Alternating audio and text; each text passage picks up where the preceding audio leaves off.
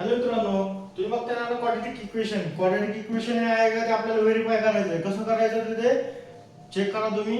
इथं कसं आहे, जर डिवाइड असेल तर ह्याला x ने मल्टिप्लाय केलं आपण. जर x ने मल्टिप्लाय केलं तर काय x * x plus 1 * x divided by x equal to -2 आहे. x एक कॅन्सल झालंय. हे x * x काय होतंय x² प्लस 1 इक्वल टू -2.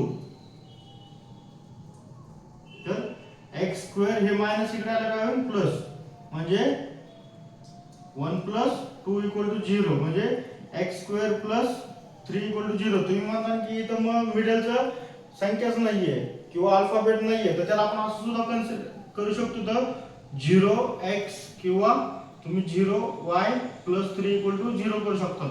म्हणजे तुमचं क्वाड्रॅटिक इक्वेशन आहे. तर तुम्ही बघता की सेकंड एक्झाम्पल दिलेलं आहे. मला सेकंड एक्झाम्पल चेक करून सांगा की एक क्वाड्रॅटिक इक्वेशन आहे का नाही आहे. तर नक्कीच कमेंट करा आणि त्याला सॉल्व्ह करण्याचा प्रयत्न करा. थँक्यू.